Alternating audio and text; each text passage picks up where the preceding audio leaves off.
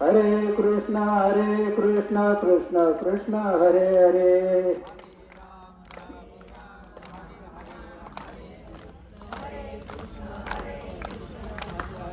हरे राम राम राम हरे हरे. हरे कृष्ण कृष्ण कृष्ण हरे हरे.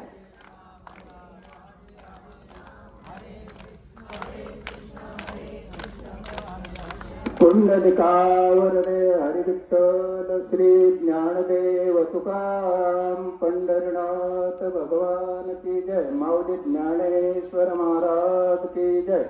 जगद्गुरु संत तुकाराम महाराज की जय.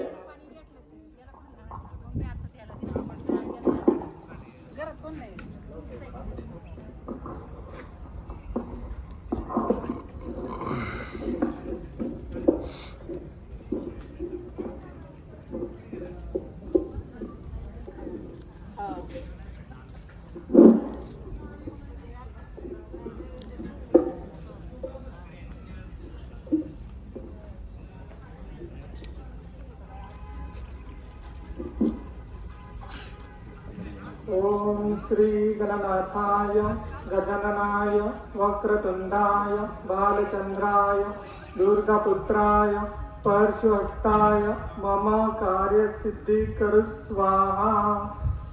खरं सांगायचं तर मला एक आनंद वाटतो की आज हे माझं मंदिराच्या बाहेरचं असं पहिलं प्रवचन आहे. आणि कोणत्याही खेळाडूला जेव्हा चांगलं सराव करायचा असेल त्याला कोणतं ग्राउंड महत्वाचं असतं तर ते असतं डेब्यू मॅच साठीचं होम ग्राउंड. कारण काहीतरी पहिल्या मॅच मध्ये जरी तो शून्यावर आउट झाला तरी त्याला भीती नसते. कारण काहीतरी त्याला सपोर्ट करणारे चाहते त्याचे जे असतात ते स्वतःचे असतात. त्यामुळं खऱ्या अर्थाने मला पहिल्या प्रवचनाची संधी अगदी घरच्याच मैदानावर भेटली.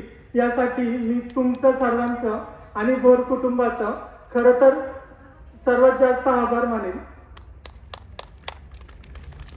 आपण आपल्या गुरूंचं एकदा स्तवन करूया. गुरु ब्रह्मा गुरु विष्णू गुरुर्देव महेश्वरा गुरु साक्षात परब्रह्म तस्मै श्री गुरुवे नमः.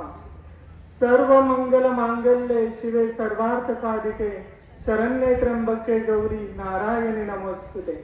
या देवी सर्वभूतेषु शक्ती रूपेण संस्थिता नमस्तस्ये नमस्तस्ये नमस्तस्ये नमो नमः. खरं तर आज आपण आपल्या आजी यमुनाबाई गोराजी यांच्या 5.5 महिने विधीच्या कार्यक्रमासाठी सर्वजण जमलेलो आहोत. आजींना जाऊन आज खऱ्या अर्थाने 5.5 महिने पूर्ण झालेले असताना आपण हा कार्यक्रम नक्की कशासाठी साजरा करतोय तर सर्वात महत्वाचं त्या निमित्ताने आपल्याला गोर कुटुंबाला पुन्हा एकदा भेटायची संधी मिळाली.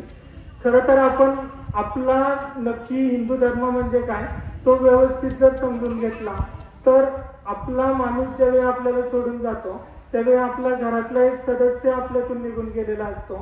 त्या कुटुंबाला धीर देण्यासाठी आपण त्याच्याजवळ जाणं गरजेचं असतं. परंतु त्यासाठी अंत्यविधीचा कार्यक्रम असतो, परत दशक्रियेचा कार्यक्रम असतो, 13व्याचा कार्यक्रम असतो. दर महिने आपण कुठेतरी घरामध्ये करतो. त्याच्यानंतर येतो 5.5 महिना आणि त्याच्यानंतर येतो वर्ष श्राद्ध. त्याच्या मागे 2 कारणं असतात. एक म्हणजे आपल्याला त्या व्यक्तीचं परत एकदा स्मरण करायचं असतं.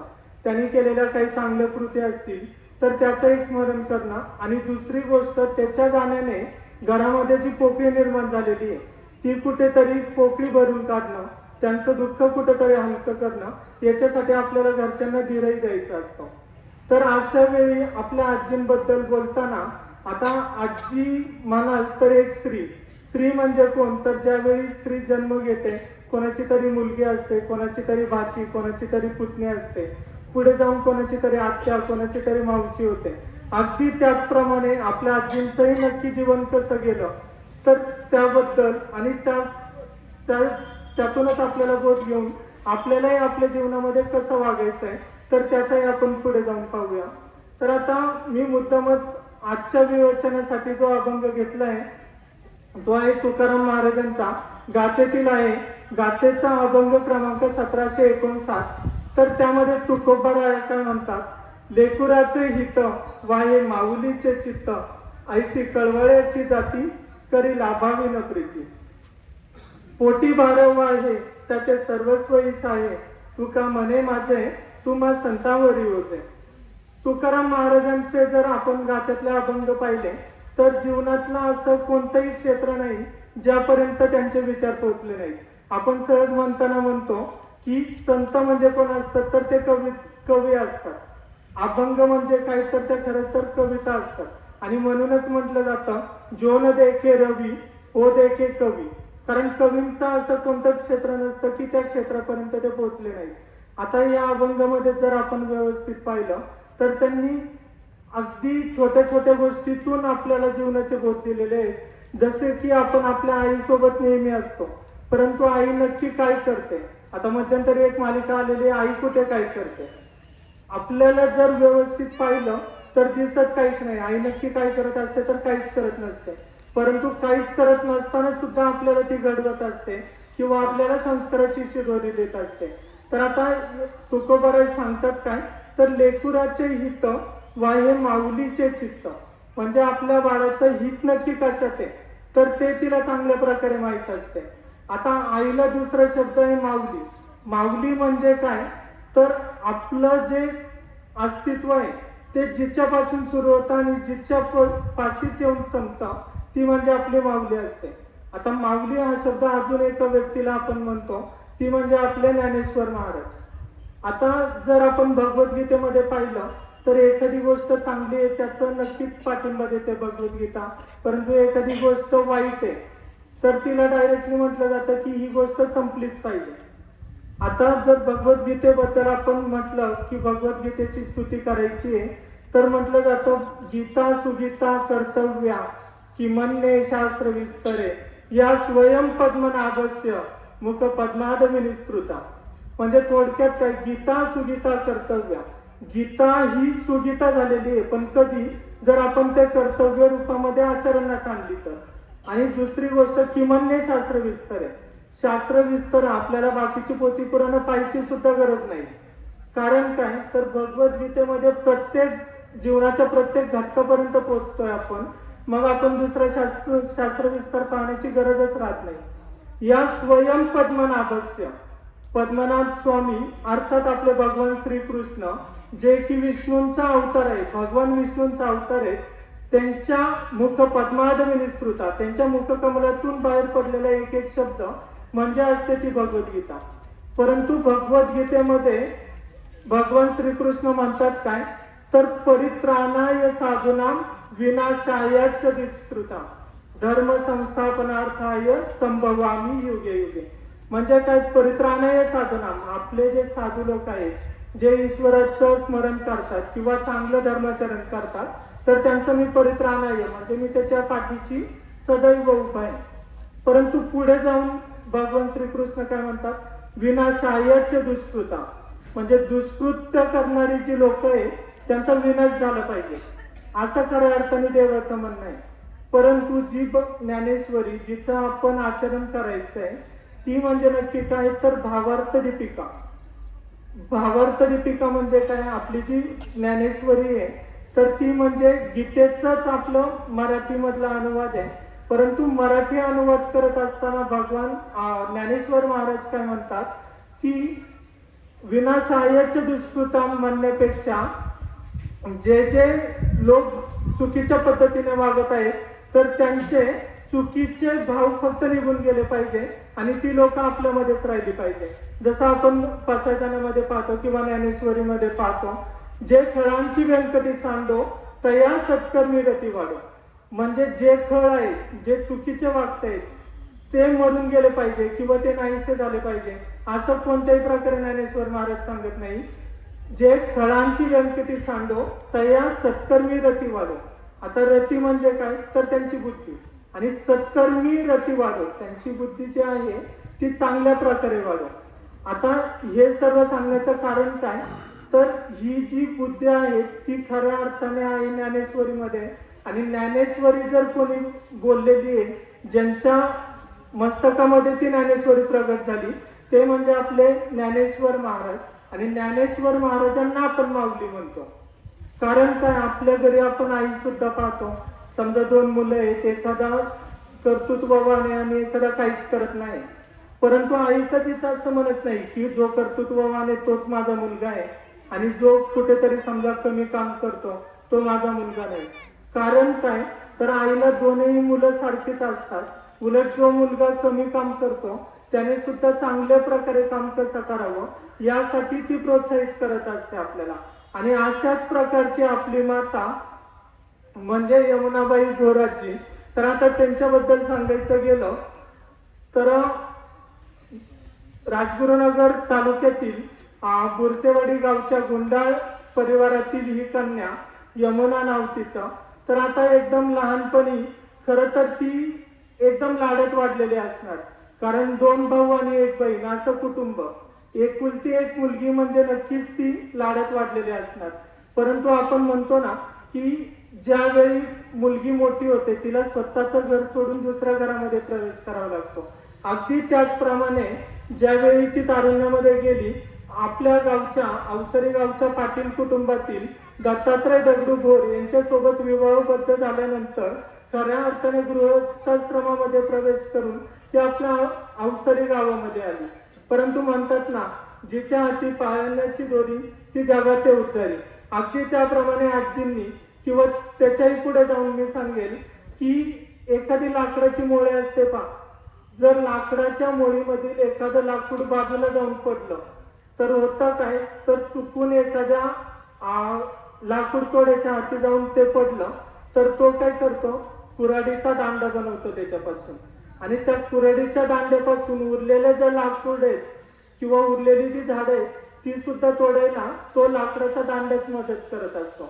किंवा त्याच्याही पुढे जाऊन सांगतो की समजा एखादा द्राक्षाचा घड आहे, द्राक्षाच्या झाडाची पूर्ण झाडाची किंमत असेल 100 रुपये, तर त्यातले काही द्राक्ष जर निघून पडले तर उरलेल्या झाडाची किंमत 20 रुपये सुद्धा राहत नाही. आणि जे निघून पडलेले बाजूचे द्राक्ष आहे त्याला तर कवडी मोल भावात सुद्धा कोणीच घेत नाही. याचं कारण असतं, जर आपण एकत्र असू तर आपल्याला किंमत आहे, परंतु जर आपण वेगवेगळे झालो, आपण सुट्टे झालो तर आपली किंमत खऱ्या अर्थाने शून्य झाल्याशिवाय राहणार नाही. अगदी त्याप्रमाणे आपल्या आजींनी सुद्धा काय केलं, ज्यावेळी दत्तात्रय दगडू भोर बाबांसोबत विवाहबद्ध झाली, दत्तात्रय बाबांचे सुद्धा 5 भावंड, परंतु 5 भावांची जी मोळी आहे ती जोडणारी जी दोरी होती ती म्हणजे आपली यमुना गोराजी. आणि याचं कारण असं, आम्ही जे स्वतः अनुभवलं, गेल्या 1 वर्षामध्ये अनुभवलं, आजीला भेटायला आजीच्या जाऊबाई असतील किंवा घरातले ज्येष्ठ मंडळी असतील ते यायचे. आणि ज्यावेळी पाहिलं की 1 वर्षापूर्वी जेव्हा आजोबा सुद्धा आजारी होते किंवा नंतर 6 महिन्यापूर्वी आजी सुद्धा आजारी पडल्या, घरातल्या सदस्याप्रमाणे प्रत्येक जण यायचा आणि आपुलकीने काळजी घ्यायचा. त्याच्या पुढे जाऊन सांगेल की त्यांच्या घरातले जे असतात, आपण सहज म्हणतो की लेकुराचे हितम आहे माऊलीचे चित्त. ज्यावेळी आजी म्हणजे अतिशय मृत्यूशय्येवर होत्या, परंतु माझा बाळ म्हणत असायच्या, त्याच्याही पुढे जाऊन सुनेला मुलीसारखं वागवणं म्हणजे काय, तर ते आम्ही डोळ्यासमोर अनुभवलं. त्याचं कारण एक होतं की ज्यावेळी आजी आजारी होत्या ना, त्यांच्या ज्या सुनबाई आहेत आपल्या शशिकला काकू, तर त्यांचा आम्ही समोरासमोर अनुभवलं की स्वतःच्या आईप्रमाणे सेवा शुश्रूषा करणं म्हणजे काय, तर ते आम्ही स्वतः पाहिलं. परंतु आता आपण सहज म्हणतो की या घरात संस्कार आहे, या घरात संस्कारच नाहीये. आता संस्कार म्हणजे नक्की काय असतं, तर संस्कार हा असं नसतो की आईने यावं, वडिलांनी यावं, मुलांना म्हणावं या रे मुलांनो इथे बसा, मी तुम्हाला आज संस्कार देणार आहे. संस्कार म्हणजे नक्की काय असतो, तर आपण जीवन जगत असताना जे आचरण करत असतो ते लहान मुलं पहिल्यापासून पाहत असतात आणि त्यातून जे त्यांनी घेतलेलं असतं ते म्हणजे असतात आपले संस्कार. आता आजींनी बाबांनी आपलं स्वतःचं घर चालवण्यासाठी, आज तुम्हाला एक सांगतो, पैसा कमवणं वाईट नाहीये, प्रत्येकाला घर चालवण्यासाठी पैसा गरजेचा असतो. अर्थात कोणतीही गोष्ट असेल पैशाशिवाय कोणतीही गोष्ट आजच्या जगामध्ये पूर्ण होत नाही. परंतु जसं तुकाराम महाराज म्हणतात, जोडून या धन उत्तम व्यवहार आहे. अगदी त्याप्रमाणे आपल्या पाटील कुटुंबाने सुद्धा काय केलंय, जोडून या धन उत्तम व्यवहार आहे. प्रत्येक पैसा आपल्या कष्टाने केलेला आहे. कारण म्हणतात असं की आपल्या खिशामध्ये खळखळाट असावा, आपल्या खिशामध्ये पैशाचा खळखळाट असावा, परंतु त्या मागच्या रुपयामागे सुद्धा एकाही माणसाचा तळतळाट नसावा. अगदी त्याप्रमाणे यांनी रुपयाला रुपये जोडून ज्यावेळी स्वतःचं पाटील कुटुंब आहे त्यावेळी त्यांना महत्वाचं काय होतं की गावासाठी आपण समाजाचं काहीतरी देणं लागतं. त्यामुळे मंदिरांना देणग्या असतील, शाळांना देणग्या असतील, या गावाने प्रत्येक वेळे अनुभवलेलं आहे की या कुटुंबाने प्रत्येकाला देत गेलेले आहेत. परंतु मला सांगायची एक गोष्ट होती की संस्कार म्हणजे काय. तर आता ज्यावेळी आजी आजारी आहेत किंवा आजोबा आजारी आहेत, काकूंनी केलेली सेवा तर आपण पाहिलेली आहे, परंतु त्यांनी केलेली सेवा कुठेतरी त्यांची मुलं जी होती, मग आशुतोष असेल किंवा अश्लेषा असेल, आशुतोष सुद्धा कला क्षेत्रामध्ये चांगल्या प्रकारे त्याने शिक्षण घेतलं, किंवा अश्लेषा असेल तिने सुद्धा MSc चं चांगल्या प्रकारे शिक्षण घेतलं. परंतु आजकाल आपण पाहतो की शिक्षण घेतलं की कुटुंब आम्हाला नको असतं, परंतु यांनी शिक्षण घेतल्यानंतर सुद्धा आई वडिलांचे संस्कार पाहिले, खऱ्या अर्थाने आजी आजोबांची सेवा कशी करायची, अगदी एखाद्या नर्स प्रमाणे किंवा अगदी एखाद्या मुलीप्रमाणे ती नात सुद्धा सेवा करत होती.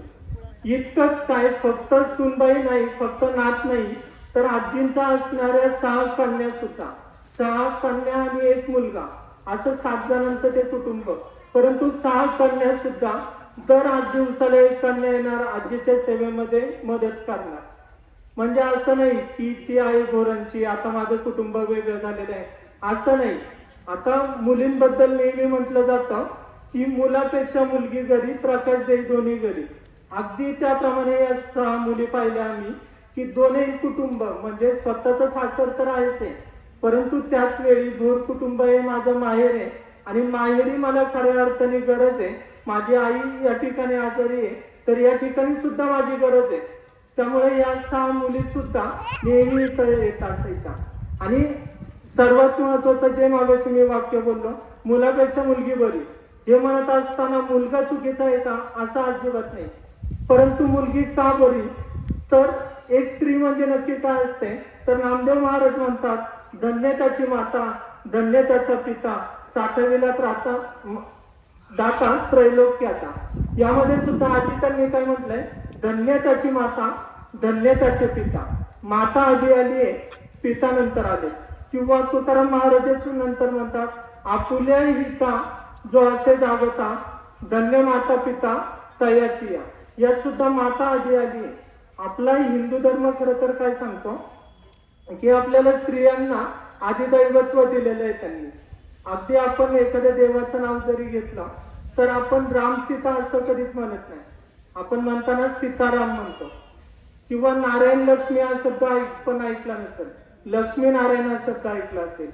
किंवा राधा कृष्ण म्हटलं जातं, कृष्ण राधा असं म्हटलं जाते.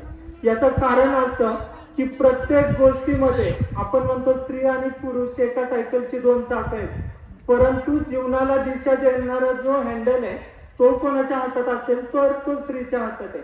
आणि म्हणून आपल्या जीवनाच्या सायकलचं पुढचं चाक म्हणजे स्त्री असते आणि मागचं चाक म्हणजे पुरुष असतो.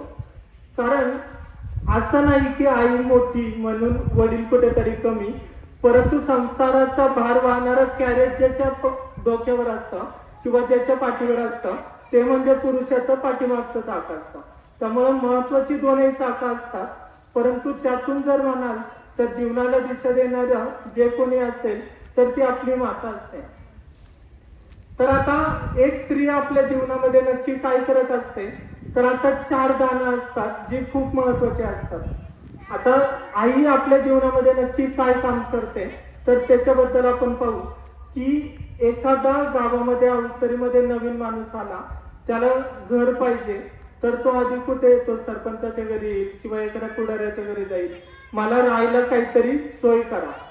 ज्यावेळी तो नवीन माणूस आलेला असतो, जर एखाद्याने समजा आपल्या पाटील कुटुंबाने त्याला राहायला घर दिलं, तो 2 महिने 4 महिने 6 महिने 8 महिने 10 महिने खूप झालं वर्षभर राहतो एका जागी, वर्ष 1.5 वर्षामध्ये तो सेटल होतो आणि त्याच्यानंतर स्वतःचा एखादं 2 गुंठे जागा घेतो आणि स्वतःच्या घराची जागा घेऊन स्वतःचं घर बांधतो.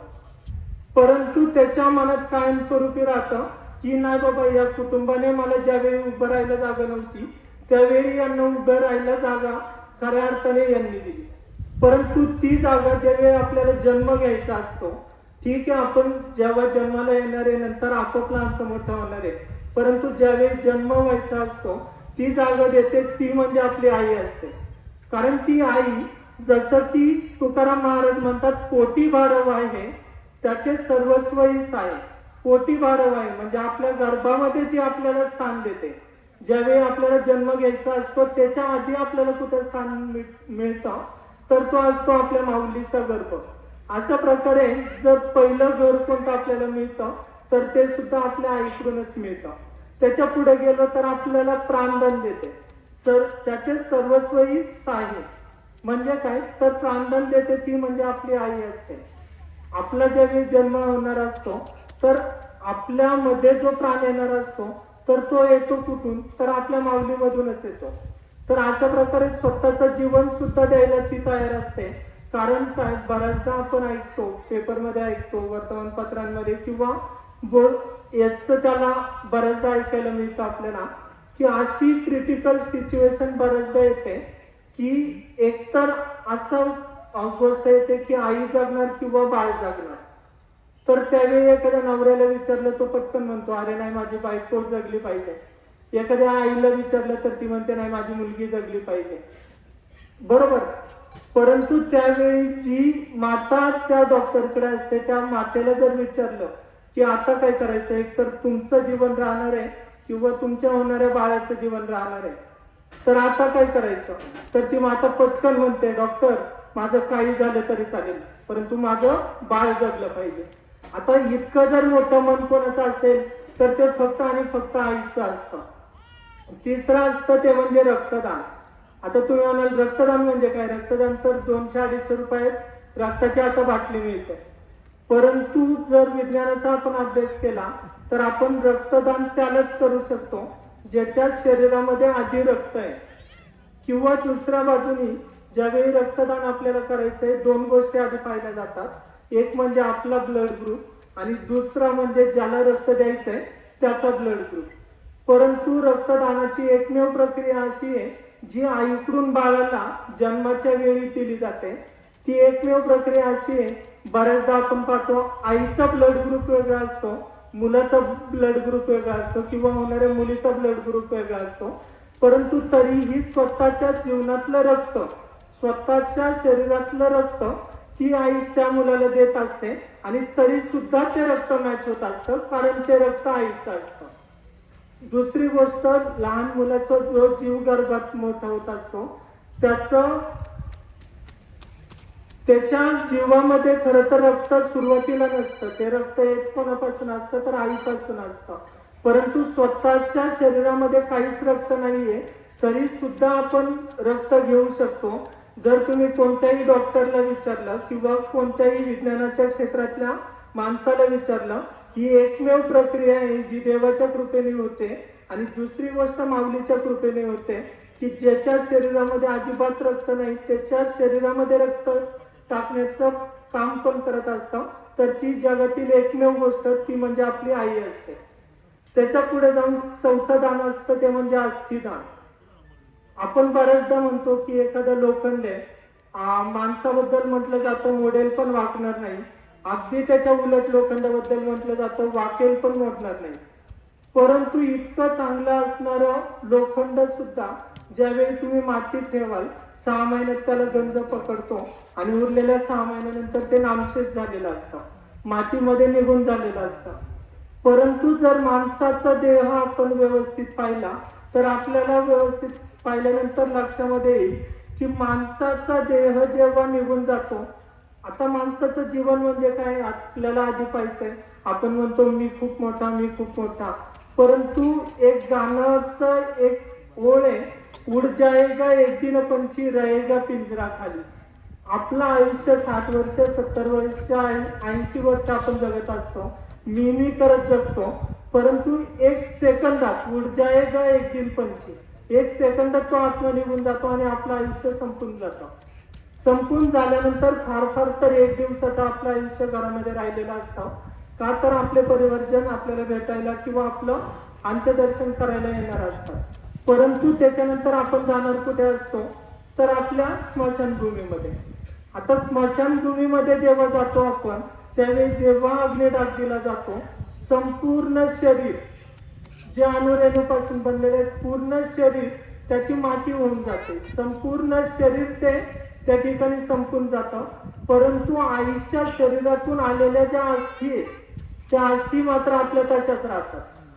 म्हणजे कोणत्याही व्यक्तीचा अग्निडाग दिल्यानंतरच जर तुम्ही क्रियाकर्म पाहिला असेल, तर संपूर्ण कुटुंब जे आपण खाल्लेलं आहे, जे काही केलेलं आहे, आपण जे स्वतः वाढलेलं आहे, ते सगळं संपून गेलेलं असतं.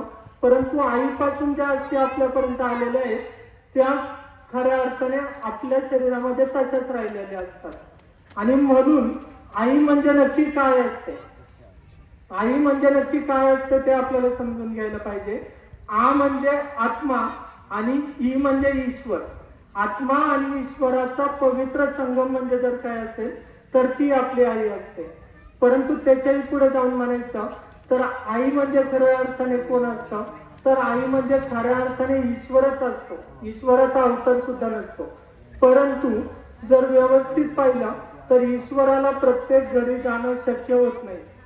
आज पूर्ण पृथ्वीवर प्रत्येक घरामध्ये ईश्वराला स्वतःला जाता येणार नाही. म्हणून ईश्वराने स्वतःचा जर अवतार कोणी बनवला असेल तर ती म्हणजे आपली आई असते. आता आपण सहज म्हणतो की भगवान श्रीकृष्ण म्हणजे कोण आहे, तर विष्णूचे अवतार आहेत. भगवान रामचंद्र म्हणजे कोण आहे, तर विष्णूचे अवतार आहेत. खंडोबा असतील, भैरबा असतील, हे कोण आहे, तर शंकराचे अवतार आहेत. अगदी त्याप्रमाणे आपल्या म्हणजे देवापर्यंत जर पोहोचण्याचं साधन कोणी असेल तर ती म्हणजे आपल्या घरची आई असते.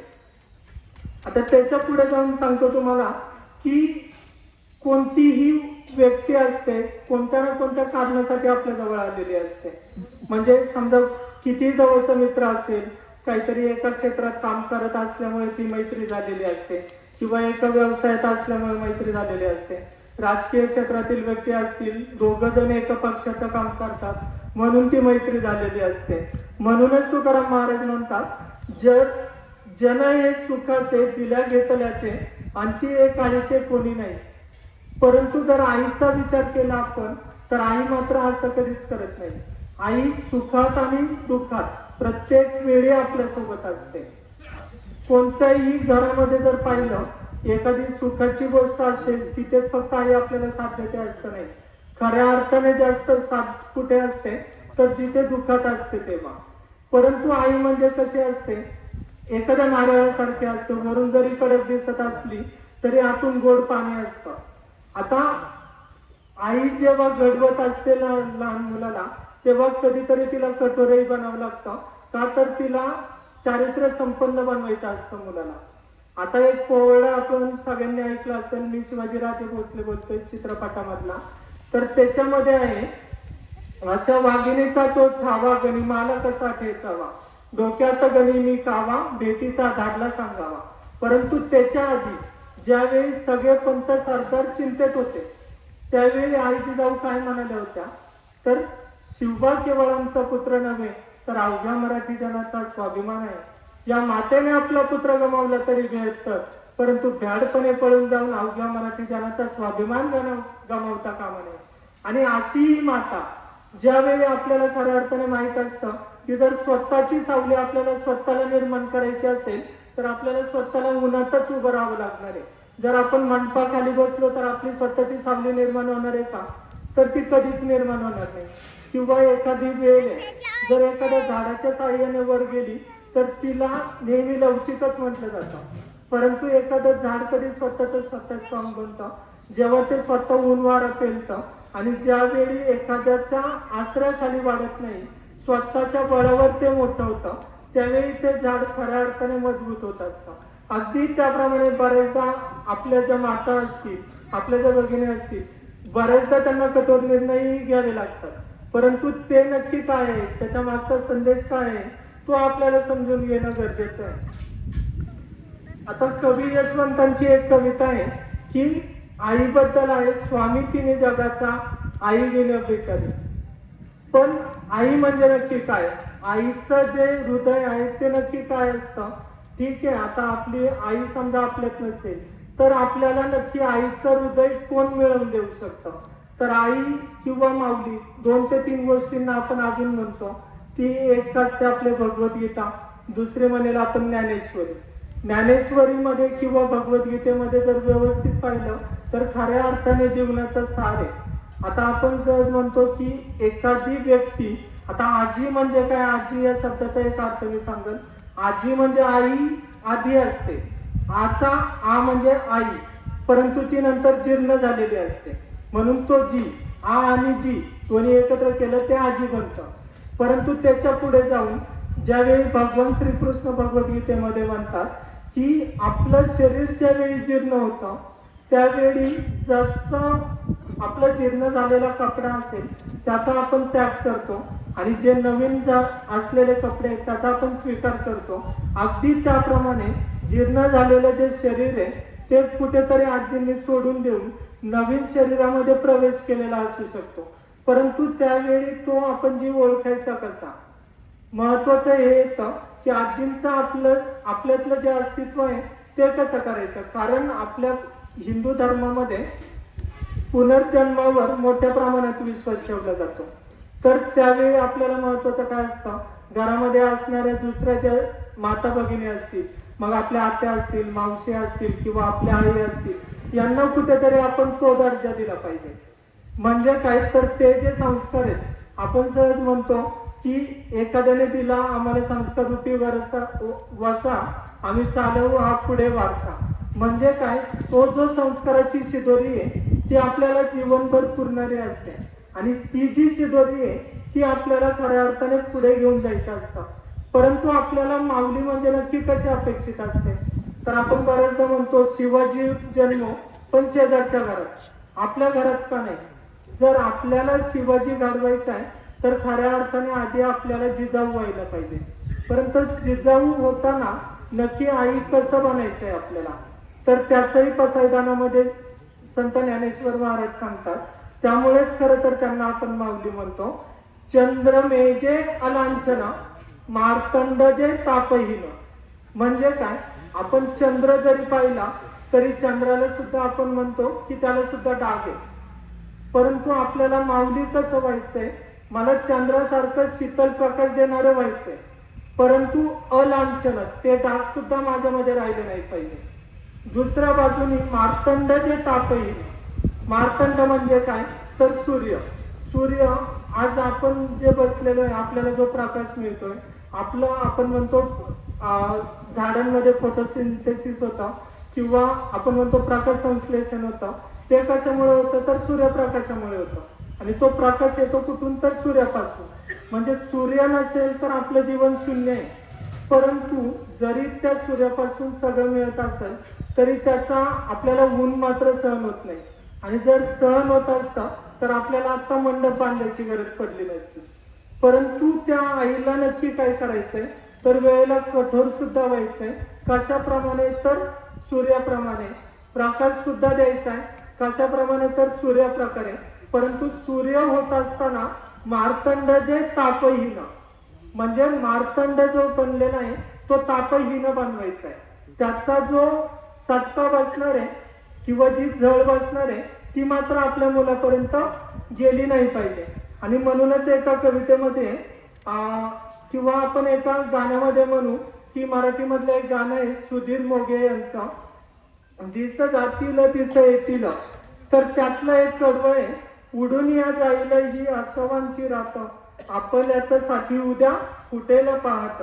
पहाटच्या दबावानी तान तुझं माझं, सोसल ग कसं त्याला जीवा पाडवत. इवल्याच्या पणतीचा इवलाचा जीव, तोच घेई परी समध्या अंधाराचा गाव. आता याच्यामध्ये एका गाण्यामध्ये 2 गोष्टी सामावलेल्या आहेत. एक म्हणजे आधी करुणा आहे, एक आधी भीती आहे की आपलं मूल जेव्हा मोठं होईल त्यावेळी ते नक्की काय करेल. किंवा दुसरं एक गाणं आहे की एकटी एकटी घाबरलीस ना वाटलंच होतं आई. तर त्याच्यात शेवटी आहे की मोठी होतात मुलं आई मोठी होत नाही, मोठी होतात मुलं आई मोठी होत नाही, कुशीत नसतं पिल्लू तेव्हा घाबरतेच रे आई. परंतु म्हणजे नक्की काय असतं? तर जेव्हा मूल आपल्या जवळ नसतं त्यावेळी आईच्या मनामध्ये कुठेतरी एक भीती असते की मोठं झाल्यानंतर आपलं मूल नक्की काय होईल. अंधार असतो फार मोठा, पिल्लू असतं छोटं. लहान मुलं जेव्हा मोठी होत असतात खऱ्या अर्थाने त्यांना व्यवहारामध्ये पडायचं असतं, व्यवहारिक ज्ञान त्यांना मिळवायचं असतं आणि जी मुरब्बी माणसं आहेत कुठेतरी त्यांच्यामध्ये त्यांना वागायचं असतं. परंतु ते होत असताना त्यांनी नक्की कसं राहिलं पाहिजे त्याच्यासाठी त्यांनी संस्काराची शिदोरी सुद्धा आपल्याला दिलेली असते. आणि म्हणूनच एक विश्वासाने पुढे म्हटलं जातं त्यांच्याकडून की इवल्याच्या पणतीचा इवलाचा जीव. म्हणजे जर व्यवस्थित आपण पाहिलं घरामध्ये जेव्हा एकदम काळोख पसरलेला असतो, अंधार पसरलेला असतो. आता दुर्दैवाने आजच्या मुलांना म्हणत असताना मी जबाबदारीने म्हणतोय कारण मी दिवा म्हणजे काय ते लहानपणी अनुभवलेलं आहे. परंतु आजकाल लोड शेडिंग घरोघरी होतच नाही, त्यामुळे दिवा पाहायला भेटत नाही. ज्यावेळी लाईट जायची आणि पूर्ण घरामध्ये अंधार पसरलेला असायचा त्यावेळी एकदम छोटीशी पंथी किंवा एकदम छोटासा दिवा जरी लावला गेला तरी पण अख्ख्या घरामध्ये लख्ख प्रकाश पडला जायचा. अगदी त्याप्रमाणे इवल्याच्या पणतीचा इवलाचा जीव.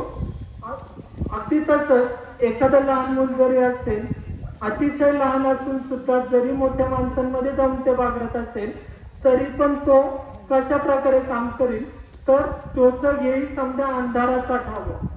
जगातल्या जेवढ्या पण चुकीच्या गोष्टी असतील त्या सुद्धा तो बदलण्याचं सामर्थ्य कुठेतरी त्याच्यामध्ये जाऊ शकतं, कारण ते संस्कार देण्याचं कार्य त्या आईने केलेलं असतं. इंग्लिशमध्ये म्हटलं जातं mother holds their children's hand for short while. म्हणजे आपली जी आई असते ती त्याचा हात अगदी कमी वेळासाठी धरत असते, परंतु त्याच्या पुढे जाऊन पाहायचं तर त्याच्या हृदयात मात्र जागा ती जीवनभरासाठी करत असते. लहान मुलाला एका आता समजा हे लहान मूल समोर चालतंय, समजा 1 ते 1.5 वर्षाचा असेल, 1.5 वर्षाचा होईपर्यंत त्याचा हात धरून चालण्याची जबाबदारी आईची असते. परंतु हात धरणार किती दिवस आई? 1 ते 1.5 वर्ष. परंतु मनातले जे संस्कार आहेत ते जीवनाच्या शेवटच्या क्षणापर्यंत ठेवण्याचं काम जर कोणी करत असतं तर ते असतं आईचं काम. म्हणूनच म्हटलं जातं शुद्ध बीजापोटी फळे रसाळ गोमटी.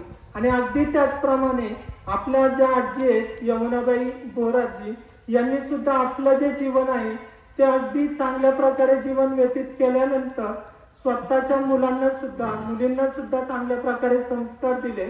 आणि त्याचप्रमाणे जसं आपण म्हणतो शुद्ध बीजापोटी, अगदी त्याप्रमाणे त्यांचे जे शुद्ध संस्कार असतील, आचार विचार असतील, त्याचंच खऱ्या अर्थाने प्रतिबिंब आपल्याला कोणामध्ये दिसतंय तर त्यांची जी नातवंड आहे. आज त्यांचा जो नातू आहे आशुतोष आहे तो सुद्धा प्रत्येकाला धरून राहण्यात तो सुद्धा चांगल्या प्रकारे किंवा आल्या गेल्याची आपुलकीने देखभाल करतो. आणि त्याच्या पुढे जाऊन त्यांची जी नात आहे आश्लेषा, तर आश्लेषा सुद्धा आजींची सेवा तर तिने मनापासून केली, परंतु कोणी घरी आलं तर तिचा आदरातिथ्य खऱ्या अर्थाने चांगल्या प्रकारे कोण करत असेल तर ती आश्लेषा. परंतु त्याचं खऱ्या अर्थाने गुपित कोण आहे तर ती म्हणजे आपल्या आजींचे संस्कार आहेत. असं म्हटलं तर वावगं ठरणार नाही. आता आपण म्हणतो आपल्या घरामध्ये संस्कृती असावी. आता खरं सांगायचं तर आपल्या घरामध्ये ज्यावेळी लहान मुलीने जन्म घेतला, दादाची लहान मुलगी, ती म्हणजे संस्कृती. परंतु आपली संस्कृती म्हणजे नक्की कोण असतं तर एक पत्नी, एक वचनी, एक वाणी, मर्यादा पुरुषोत्तम प्रभू श्रीरामचंद्रांचं चरित्र म्हणजे आपली संस्कृती असते. परंतु ते भगवान श्रीकृष्ण असतील, भगवान रामचंद्र असतील, हे घडले कोणामुळे तर त्यांच्या आईमुळे घडले. आपण म्हणतो शिवाजी महाराज घडले, परंतु ते कोणामुळे घडलेले असतात तर त्यांच्या जिजाऊ या मातोश्रीमुळे घडलेले असतात. अगदी त्याप्रमाणे यमुनाजींनीही जी मुलांना घडवलं किंवा नातवंडांना घडवलं, तर अगदी त्याप्रमाणे आपण बाकीच्यांनी त्यांचा जो वारसा असेल, त्यांचा जो वसा असेल तो पुढे चालवायला हवा. त्यांच्या जे जीवनातलं आपण म्हणू की अनुकरण केलं पाहिजे तेही आपण लक्षात ठेवलं पाहिजे. आणि ज्याप्रमाणे भगवान श्रीकृष्ण सांगतात की यो मा पच्छती सर्वत्र सर्वंच मयि पच्छती तस्याहं न प्रणश्यामि स च मेन प्रणश्यती. म्हणजे काय, तर जसं देवाबद्दल म्हटलं जातं की जो माणूस माझ्यामध्ये सर्वस्व पाहतो आणि मलाच सर्वत्र पाहतो, जळी स्थळी काष्टी पाषाणी मलाच सगळीकडे पाहिलं जातं, त्याच्यासाठी मी कधीही दुरावत नाही. आज मी इथे असेल, आज मी दुसरीकडे असेल, कुठेही असेल, परंतु नेहमी तुमच्या सोबतच आहे. अगदी तीच गोष्ट देवासारखी आपण आपल्या आजींबद्दल सुद्धा म्हणू शकतो खऱ्या अर्थाने. कारण काय, देह रूपाने जरी आजी आपल्यामध्ये नसतील, परंतु त्यांनी जी संस्काराची शिदोरी दिलेली आहे ती आपल्यामध्ये आहे.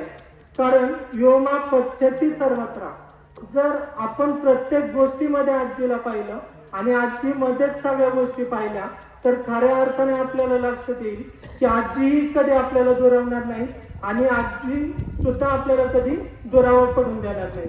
दोन्ही गोष्टी महत्वाच्या आहेत. परंतु हे करत असताना ज्यावेळी आपण बाबांचंही आचरण पाहिलं, दत्तात्रय बाबा असतील, त्यांनी सुद्धा पाटील म्हणून होते, परंतु त्यांनी आपण समाजाचं देणं लागतो या भावनेने गावाला किंवा मंदिरांना कधीही काही कमी पडून दिलं नाही.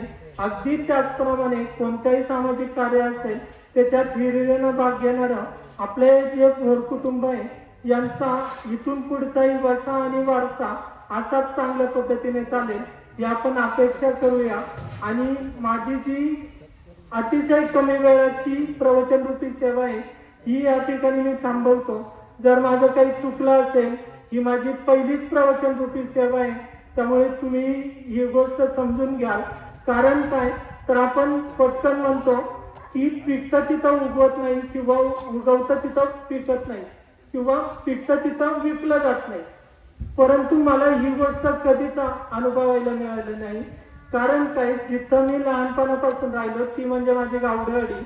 त्या गावडेवाडीच्या ग्रामस्थांनी मला पहिल्यांदा 2 वेळा प्रवचन रूपी सेवा करायची संधी दिली, परंतु ती होती मंदिरामध्ये. आणि जसं मी सुरुवातीला म्हटलो, होम पिचवर मला जेव्हा बोलायचं होतं, काही जरी चुकलं असेल तर समजून घेणारे माझी जवळचीच लोक आहेत, त्यामुळे जरी चुकलं असेल तरी माझ्या मनात भीती नाहीये. आणि त्यामुळे खऱ्या अर्थाने मला ती दुसरी संधी दिली असेल, मंदिराबाहेरची पहिली संधी असेल ती म्हणजे आपल्या भोर कुटुंबानी, तर त्यामुळे त्यांचे सुद्धा मी मोठ्या प्रमाणात आभार मानतो. आणि त्याच्यानंतर मी एकच सांगेन की बोलिली लेकुरे वेडी वाकुडी उत्तरे, करा क्षमा अपराध महाराज तुम्ही सिद्ध.